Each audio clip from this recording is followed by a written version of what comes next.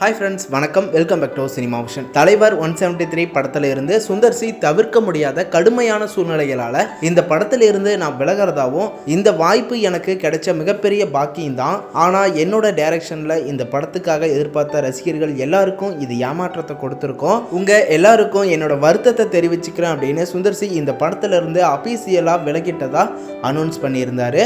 ரசிகர்கள் எல்லாருமே உலகநாயகன் கமல்ஹாசன் தயாரிக்கிற சூப்பர் ஸ்டாரோட 173 படத்துல இருந்து ஏன் விலகிட்டாரு அப்படிங்கிற பல கேள்விகள், காரணங்கள் ஓடிட்டு இருந்துச்சு. கமலும் ரஜினியும் சேர்ந்து நடிக்கிறதாவும் இருந்துச்சு.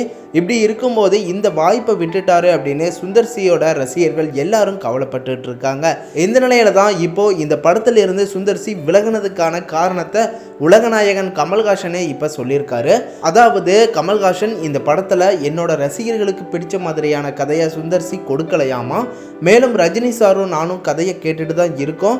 இந்த படத்துல இருந்து அவர் விலகிட்டதா அனௌன்ஸ் பண்ணதுக்கான காரணம், அவருடைய ஸ்டோரி செட் ஆகலை, நல்ல ஸ்டோரி கதையாக இருந்தால் கண்டிப்பாக பண்ணுவோம், அதுக்காக சுந்தர் சி கூட அடுத்தடுத்த கதையை நாங்கள் தேர்வு பண்ணிட்டு தான் இருக்கோம் அப்படிங்கிற மாதிரியும் கமல்ஹாசன் சொல்லியிருக்காரு. சூப்பர் ஸ்டாரும் உலகநாயகனும் இணைஞ்சு நடிக்கிற இந்த படத்துக்கு சுந்தர் சி நல்ல கதையை கொண்டு வந்து மீண்டும் உள்ள வருவாரா, இல்லை இவங்களுடைய வாய்ப்பு வேறு ஒரு டைரக்டருக்கு போகுமா அப்படிங்கிறதையெல்லாம் பொறுத்திருந்து பார்க்கலாம்.